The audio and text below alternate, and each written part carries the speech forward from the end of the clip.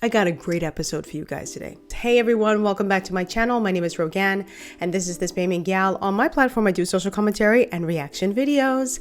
I encourage my audience to have private conversations in public. Today we're going to be talking about the pressure to stay young and beautiful forever. Have any of you watched the movie The Substance with Demi Moore? It's kind of like a weird flick. Well, it's a really weird flick, but it's very interesting. So it's a story about an aging star who's approaching 50 and she quickly learns that her time is up in Hollywood. Because you see, Hollywood is all about young bodies, new talent, fresh faces, and they're not shy about telling you that you're washed up. People always ask for something new. It's inevitable. At 50, well, it stops. So the main character, played by Moore, takes the substance to sort of get a career and a life do-over. And as a result, she gets a fitter body, she gets luscious hair, just her whole life, everything just changes. But of course, like all things that we shouldn't be doing, it comes with some serious, dire consequences. Well, I watched that movie for the first time a few nights ago, and when it was over, I was just sitting down thinking, and I was like, this would make a really good episode on my channel. And not the substance per se, but just the thought process that once we reach a certain age, it's like when we start to lose our beauty, we start to lose our youth, it's almost as if society views us as losing our usefulness. And believe it or not, it actually got me thinking about a lot of these celebrities and actually feeling sorry for them, because they're part of a machinery that hypes them up, pedestalizes them when they're young and they're vibrant and they're beautiful. And the minute they start to age, they quickly replace them with a newer, shinier, brand new model. And that whole environment in Hollywood just fosters a lot of competitiveness and animosity. You know, think about how many times, and let's just take it away from celebrities, just to talk about like regular people like me and you, that you may have mentally competed with somebody in your head who might be younger than you or half your size, or if you're a man and you aren't as bulky, who's twice your size. And if we're not careful, many of us are going to fall for our version of the substance. You see, our version of the substance is Botox, could be lip filler, facelifts, could be dental surgery, veneers, those caps. It could be liposuction, or it could be your personal favorite, those BBLs. And we do all this to look young and beautiful because society has a problem with people aging. Let's talk about how ageism affects us. One of the lines I always hear, whether it's in media, social media, wherever, even like in group circles, people will say, "Oh, you never age." How many times have you heard that said to coworkers, friends who you haven't seen in years, or you've heard it about celebrities as well? How many times have you seen online articles or magazines that will put like a side by side of Pharrell Williams or Beyonce Knowles or Halle Berry, and they'll say, oh, this is like a 20-year gap or a 15-year gap or a 25-year gap. So they'll show Beyonce in 2020 and then 2025 and be like, this is 25 years apart and she looks the same. Well, she's not going to look that drastically different because she's still in her youthful era. You know what I'm saying? It's not that big. Unless you're not taking care of yourself, you're going to still look pretty damn good. But when she hits 65, she's not going to look how she looks at 25 or 30. It's going to be a marked difference. I have longed for someone to say something to me other than, oh gosh, you're so pretty. I have longed to hear other words. I know I'm more than this. So as I've aged, I've been determined to age gracefully and naturally. I think it's a shame that as women, we're being told that we have to find a way to stay eternally young, forever 30, as though we're not allowed to be human and do what we're naturally born to do. We're born to age and die. But somehow as women, we have to do the unthinkable. We have to figure out a way to do it. And unfortunately, we're turning ourselves into monsters trying to do that. So I'm committed to being a spokesperson for allowing yourself to age gracefully, knowing that you're more than this shell you're walking around in. We put a lot of pressure on celebrities to look good, and the minute they don't look good, we say they fell off. We want our celebrities to look fit even if they just had a baby like 2 months ago. We want them to always be sexy. We want them to always have abs, especially if you're a guy. We don't want to see gray hair and more so on women. On men, it's like perfectly acceptable for some guy to have like salt and pepper hair or to have fully gray hair. But for the women, it's like a big no-no, and they're encouraged to constantly dye their hair. Basically what we're saying is we don't want you to age. We don't want you to change. We want you to stay the way you are. And people look at like gray hair, for example, as someone being old, when the reality is there are a lot of people who went gray when they were in their 20s, when they were in their 30s, some were even teenagers. I went to school with a guy who was 17 years old with the majority of his hair was gray. And celebrities have this great deal of pressure, and it's like I cannot show any flaws. Jennifer Lopez revealed several years ago that she had started going gray at 23. I was shocked as hell because I've never known her to have gray hair. So you can imagine that you went gray from 23 and she's in her 50s now. So that's like decades of just dyeing your hair because the pressure is there to consistently look good. I hate the word anti-aging. There's a genocide of natural beauty out there. And I don't need to point fingers, but there are charlatans and fakiers and people who are selling BS to unsuspecting women who are old enough to know better and teens who aren't. Because we have lost touch as a society about what is beauty. Beauty has become something that can be doctored and filtered and injected and peeled and stripped away. And the truth is you can't. And I'm going to tell you a story. I was at the Golden Globes and I was all done up and I was like walking around, kind of wonder who was there. And it was all of that insecurity. It was horrible. And I remember Chris said, wow, you know who the most beautiful woman in the room is? And he pointed, and it was Jessica Tandy, who at the time was 80. She was just sitting at the table like this. And he was right. Just recently I was reading a People article which featured Nia Long, who herself has been considered and been called a timeless, ageless beauty. And she is gorgeous and she looks really good. But she said there's a lot of pros and cons to that. Like she said, she's flattered that they would say that. But again, it's the pressure to maintain. It's the pressure to always look this way. And she says the reality is she's going to grow old. I want to read something that she said here. But I have to tell you, there's so much pressure in this industry to stay beautiful and to stay young. And I'm really not interested in leaning into this idea of perfection. I'm a proud 51, and eventually I'm going to age in a way where it's obvious.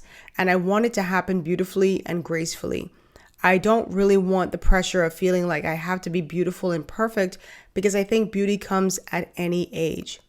Absolutely. And I thought that was a really brilliant answer from her.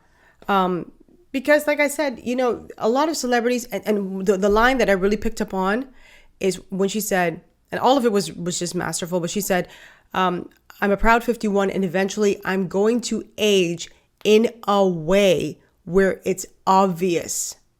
And this just goes back to what I was saying. Father Time be turning your hair white and not just on your head. Sometimes in your nether region, you're not going to see that. Unless you're dating them, you're not going to see that. We all age. We all get gray hair. We all get wrinkles, boobs and butt sag. Men's member of parliament don't work like it used to. All that stuff happens. Men go bald. Men get gray hair. They lose muscle mass. And so they could have, I mean, look at someone like Arnold Schwarzenegger, who was like really, really super buff. He can't maintain that. He's older now. And that's why a lot of these dudes out here too, they succumb to this pressure to like use steroids just to keep maintaining their bodies. Or they use that, what's that spray on topics, whatever it's called, to create a hairline or to dye their hair because they want this appearance of looking younger. And the crazy thing is, they're missing out on this chapter of their life because they're desperately seeking that old life, seeking to look like they were in their 20s rather than embracing their 30s, their 40s, their 50s, their 60s, you know? And personally, I don't think a lot of them, when they're doing that, look younger. It just looks like they're trying harder. But again, this is just the pressure once again to maintain that youthfulness, to maintain that beauty or that handsomeness. We also have to, when we're talking about body image, you know, sometimes women will say, oh, people don't understand what we're going through, but a lot of women don't understand what men are going through as well. When men go bald, I mean, women act like it's the end of the world, and they don't want to, not all of you, because I know some women love a nice shaved bald head, but I'm just telling you, there are some women who are like, I would never date a bald guy. I don't want a bald guy. He needs to just shave all that hair off. And some men don't want to do that because they're just trying to hold on to their hair. It's very traumatizing. Think about ladies when, we lose our edges, or there's thinning in our hair, or there's a bald spot or something that forms in our head. How do we feel about that? How do we feel if a man rejected us because of that?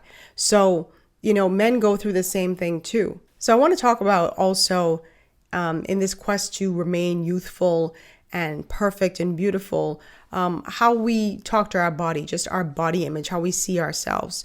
Everyone changes. Everyone. Every single person who you admire on television, 20 years ago, 50 years ago, whatever, they have changed. And I don't have an issue with upkeep. I think upkeep is great. I'm not somebody who's like, just because you're getting older, you're supposed to just let yourself go. No, certainly make sure you're maintaining and trying to be healthy and working out and eating right and taking care of your skin.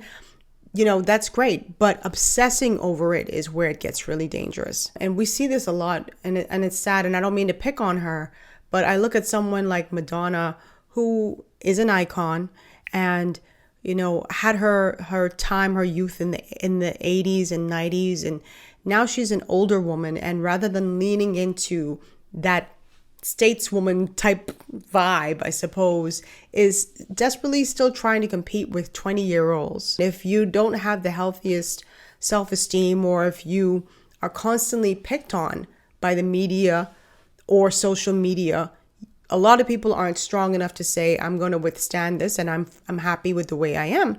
A lot of people are going to cave and say, okay, I need to put some filler in my lips. I need to put some filler in my cheeks. I need to put some, get BBL, which is a Brazilian butt lift for those of you who don't know what that is. But it's the pressure, again, to maintain this youthfulness. It's the pressure to maintain this beauty. It's almost as if people want some sort of, they want people to be locked in their youth.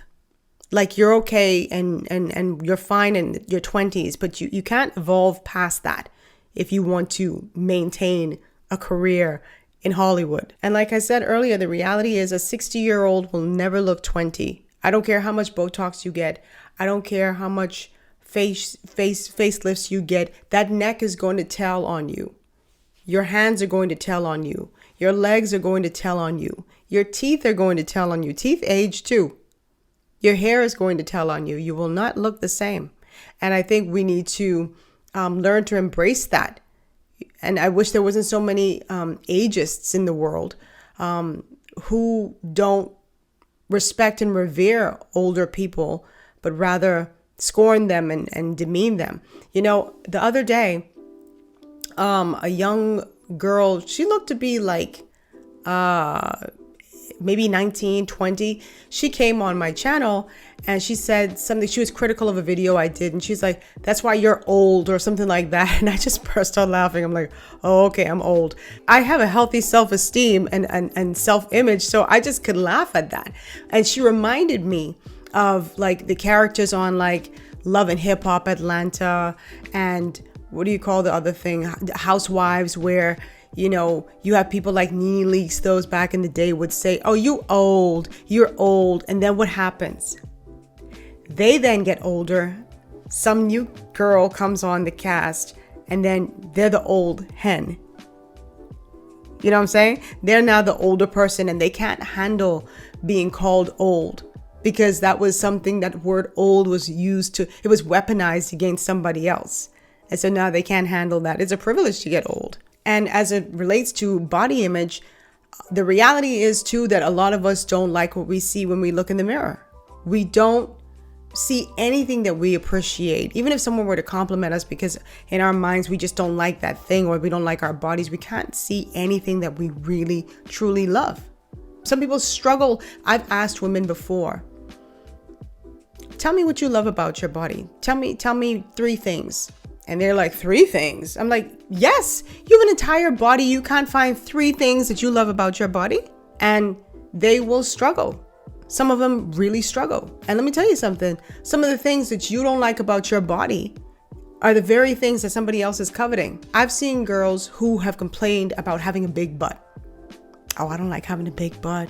My butt's sticking out. And then you got gals out here paying thousands of dollars to go and get BBLs to get what you have naturally. Let me bring this home personally. For me, I have big boobs. Now I know y'all don't see it because how my camera is, I mean, I'm not hiding it, but I mean, it's just how I'm situated, right? I'm not going to show you, but I got big boobs. I come from a long line of largest boobicus, okay?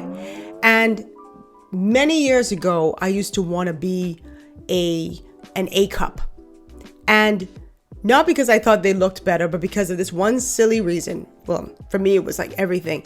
I wanted to be able to go outside in a t-shirt and not have to wear a bra. That's it. My breasts weren't hurting me. They weren't bothering me. They were healthy. I just wanted to be able to go outside in a regular t-shirt, just kind of slip it on like the A cups, and like I don't have to wear a bra. If I go outside and I don't wear a bra with these boobas largicus, I have a line of men following me home. Lord have mercy. Miss Parker! Miss Parker! And I'm very happy that I was surrounded by people who were like, girl, you're tripping. You better keep your breasts. You got healthy breasts. You got good breasts. Just keep your breasts, you know? But a lot of people don't have that. So when they have these negative self-images, they have other people who are feeding into that or, you know, encouraging them like, oh yeah, you should just go and change yourself rather than changing your mindset. But back to the pressure to stay young and beautiful, it comes from a lot of comparisons. And let me be frank with you, it doesn't come from men and women comparing themselves to celebrities. That happens, it does. But a lot of times it comes from like us comparing ourselves to people we see on social media, or someone who works with us, or someone in our family, or someone in our friend circle. How many times have you been on a job and you've been there for many, many years? And if you're a woman, a new girl comes on the job and she looks great. And then now all of a sudden, like, you know, guys on the job might be eyeing her or interested in her or talking about her, or other women are saying, oh, she looks fly. And then all of a sudden the wheels start turning in your head and you start comparing yourself with this woman, not knowing her insecurities, not knowing what she's going through. You're just looking at her and you start comparing yourself. And I think those ones are kind of worse than the celebrities even, because if you work with somebody or they're in your friend circle or in your family, it's hard to turn them off. It's easy to just be like, I'm not going to go on Instagram and see these Instagram models. I'm not going to turn on the TV and watch these celebrities. But when someone is in your face constantly, you know, and especially if you're older or you're a bigger size than them, it can really start to play with your head. Sometimes employers even play into this. Right? So you've been on the job for a number of years, and then a new person comes on. This could be a woman or a man. And now they start showing, you know, a little favoritism towards this new person. When you go into meetings, the boss might say, oh, this young girl has fresh, bright ideas. And he's talking about the ideas. But what you hear is, she's young, she's bright, she's fresh. I'm not. I'm old. I'm stale. I don't have good ideas. That's what you hear. In that moment, it's not even what the boss said, it's about what you heard. I think as long as not only Hollywood, but society maintains these unrealistic goals for women and men, I think it's going to be a problem. It's sad to see people trying so desperately to hold on to youth, because you cannot hold on to it. You won't be 22 twice. You won't be 30 twice. You know, it's one and done. And I think, again, you do a disservice to the decade that you're in, whether you're in your 30s, your 40s, your 50s, your 60s, your 70s, your 80s, by just either pretending that you're younger than you are, or just not enjoying the decade that you're in. This is why, for me, like, one of the things that I absolutely hate, and my friends laugh all the time, right? Because I can be a stinker when I'm ready. So I'm gonna tell you something that I do. I don't like, and I shouldn't even be telling you all this, but I'm gonna tell you. I'm gonna tell you anyway. I don't like when people ask like me to guess their age. Like, you know, like a woman who'll look really nice, and it happens mostly for me with women. They'll look nice, you might compliment them, and you're like, okay, see you later. But they're like, guess how old I am. What? And they're like, guess how old I am. And I'm like, I don't want to guess. Can you, if you want to tell me, just tell me. Like, you don't have to tell me your age. I'm not asking, but you know, they're like, no, just guess. Now, most people will guess under their age. So let's just say it's a woman who's 60. They'll be like, 42? And then it flatters the woman like, oh, no, I'm not 42. Guess again. I don't like these games. Rogan does not like these games. Like, just tell me your damn age. And so then the person will be like, you could tell the person is clearly in their 60s, but they're just playing this stupid game. Like, oh, you're not 42, 43? Or sometimes they'll even go lower, 39. And then the person will finally cave and say, I'm actually 64. How you confuse 39 with 64? Because I ain't confusing them. But when they do it to me and I say, look, I don't want to play the game, just tell me your age, and they don't want to say, then if they're like 64, if I look at them, and I'm pretty good at guessing people's ages, if I see they're 64, I'll say 76, and you could just see their faces drop. Don't come for me in the comment section. I told you I don't like playing these games. If you want to tell me your age, tell me your age, but don't play this game with me, because I feel like you want me to like boost your ego in that moment, and I'm not interested in that. If I tell you look good, and I don't tell people they look good if they don't look good. If I tell you look good, just run with that. I don't now have to play the guessing age game, because I'm always going to guess up.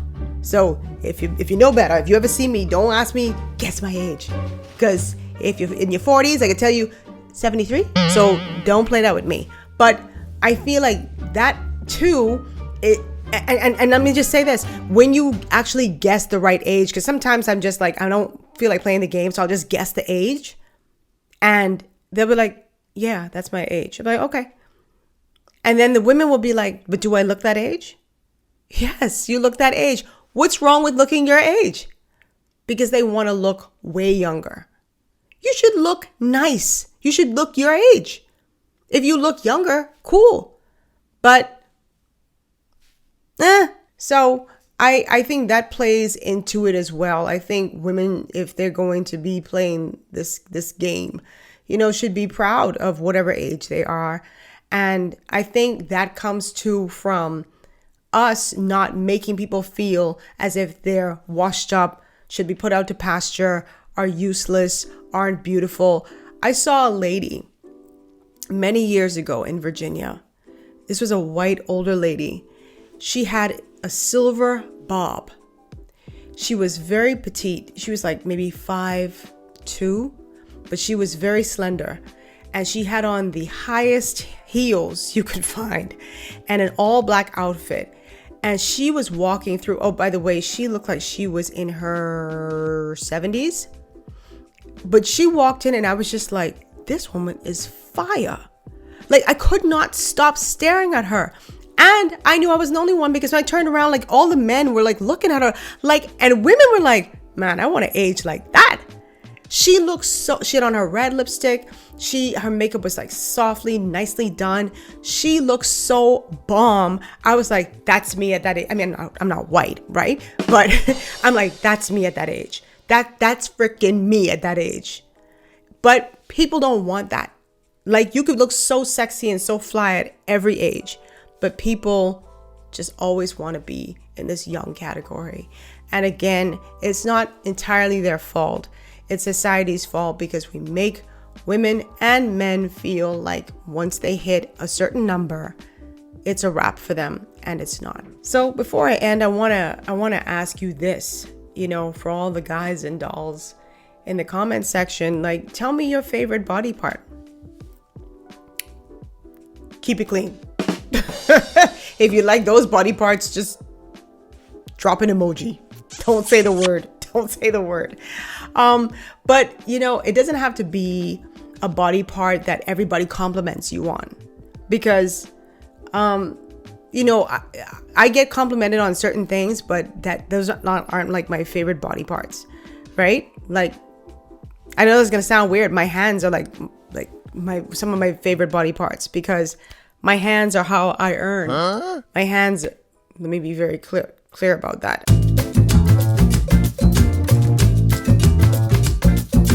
I mean, like, you know, the work I do, my work, not that other stuff.